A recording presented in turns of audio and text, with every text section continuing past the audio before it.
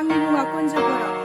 गिबि गिबियावनो गोसो गोथारै आंनि आंगोनिबो आंगो आदै मादै आदा आब' लोगोसे आंनि फंबाय बिनानावमोनखौ आंनि कुन्जु बर' इउटुब चेनेलावहाय बरायहरनाय जाबाय।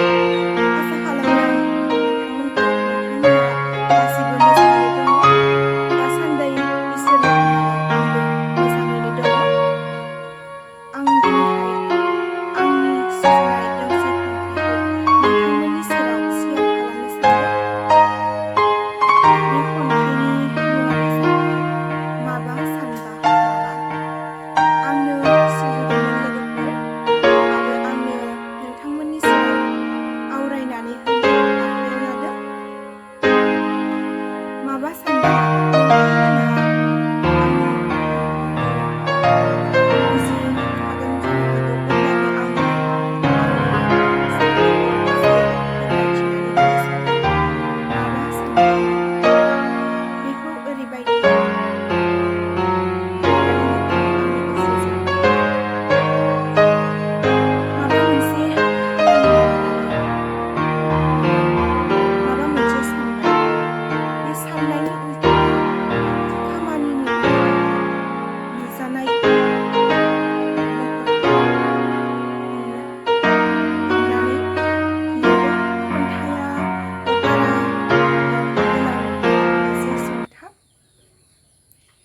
अब्लाबो आं नोंथांमोननि सेराव आवरायनो आखायाव लादों।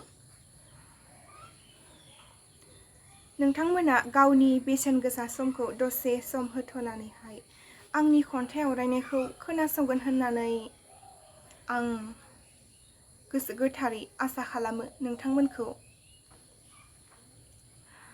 बिदिब्ला गोबाव खालामालासिनो आंनि दोंसे माबा सानबा माबा खन्थाइखौ आवरायथिनानै होनोसै।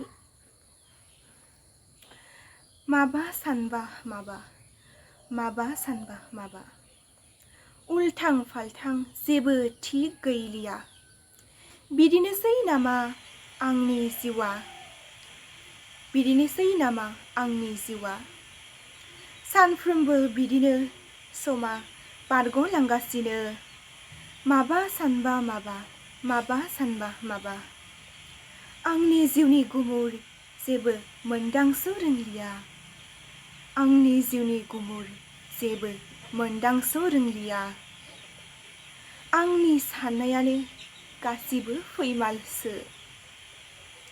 मानो बिदि जाखो सानब्लाबो सानस' रोंलिया। बे आंनि खंख्ला मेलेमजों। माबा सानबा माबा, माबा सानबा माबा। गोजोन्थों।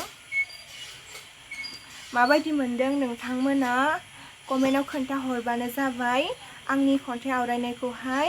आरो आंनि खन्थाइ आवरायनायखौ नोंथांमोना मोजां मोनदोंब्ला लाइक, कमेन्ट, शेयार आरो आंनि कुन्जु बर' इउटुब चेनेलखौहाय साबस्क्राइब खालामनानै गालां आरो नटिफिकेसनखौ दाबायनानै गालां, जाहाथे आं खन्थाइ आपल'ड खालामोब्ला नोंथांमोननियाव थाबैनो सौहैयो।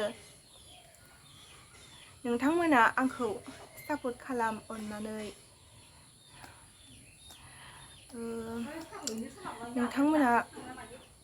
नोंथांमोननि सापर्ट मोनब्लासो आङो खन्थाइ आवरायनो थुलुंगा मोनगोन, जाहाथे आं मोजां मोजां खन्थाइ